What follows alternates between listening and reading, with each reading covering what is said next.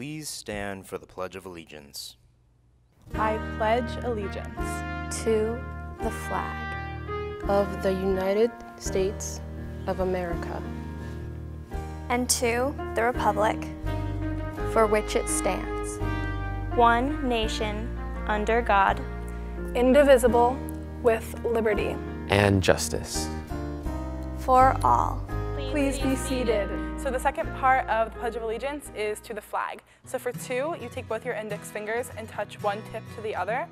And then for the flag, you put your elbow on top of your hand and you just wave your hand.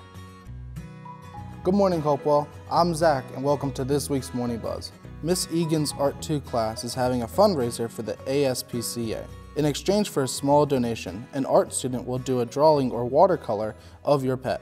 So the project we're doing right now is a watercolor painting of an endangered species that we chose. So we researched the animals and then we're doing watercolor paintings of them.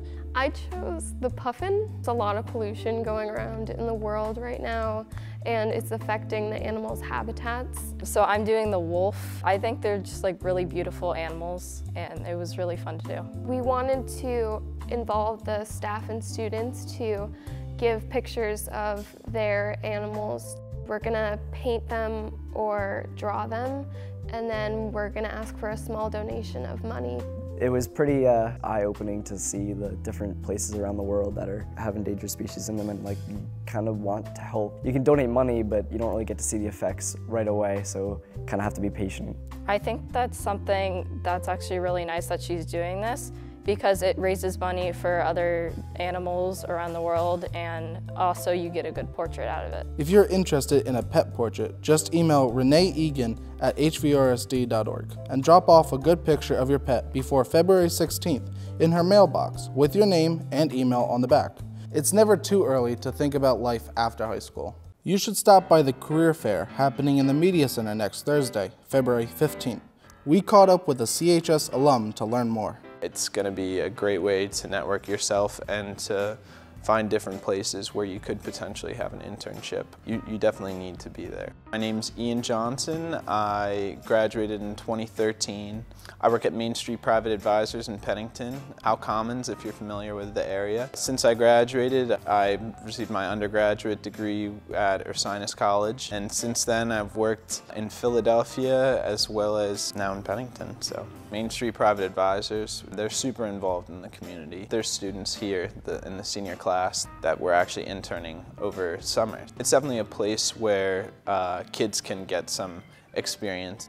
Every one of the internships that I got was through a teacher that I was very close with, or another student, a parent of a friend. It's just so important to at least get your name out there. Hopewell definitely prepared me in ways that I never would have known. I think as a student it definitely made me very competent going into classes.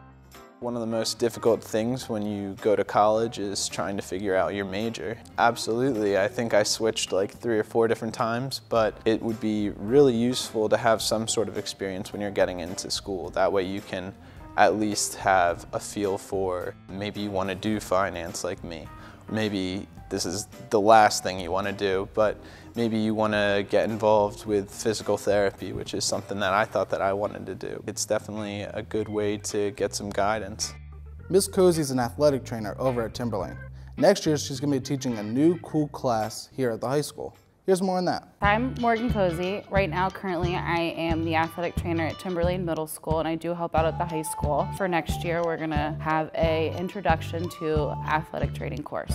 So basically, it's gonna be a brief, vague overview of athletic training, kind of give you a little idea as far as day-to-day tasks of an athletic trainer. We'll be going into some anatomy, muscle anatomy, bone anatomy, learning about types of injuries from head to toe. Also be going into taping aspects, wrapping aspects, therapeutic aspects, as far as heat, cold, ultrasound, stim, electrical stimulation, and also there will be a hands-on opportunity as well for the students chance to observe an athletic trainer, Tim Coyne at the high school, myself at the middle school, be able to get observation hours and document anything that they see and essentially be able to help out as far as preparation before sports, practices, attend games, be their kind of first line of defense along with us. So I think it's a really good way to kind of get your toe in and see what athletic training is all about. As many of you know,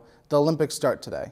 But did you know that Snapchat came out with a new update? It will allow users to stream key snippets of major televised events. Beginning tomorrow, Snapchat users will see these live streams of the Olympics in the app's Discover page. NBC will also be Snapchat's first media partner to create custom context cards surrounding a major live event. These cards include behind-the-scenes looks at the event from athletes, earned medals for nations and individual athletes, and more.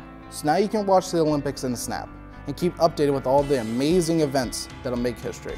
Our swimming and diving team has some pretty awesome news. For diving, Chloe Smith finished 8th at counties and Mari Kwok placed 2nd. Both girls qualified for the state meet, which will be held on February 28th.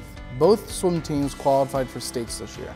Boys are ranked 3rd in our group and girls are ranked 2nd. Our girls have the first state meet Monday, February 12th at the Pennington School at 6:30.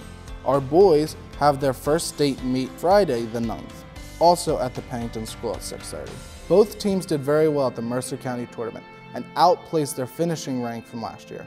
Our boys also broke a school record at MCTs in the 200-yard freestyle relay. The Polar Bear Plunge at Seaside, New Jersey has been a marquee fundraising event put on by the Law Enforcement Torch Run for Special Olympics New Jersey. Please join Hopewell High School's unified club team, the Polar Dogs. They'll be there on February 24th at Seaside Heights, New Jersey for this year's plunge. Have a good weekend, everybody. I'll see you later.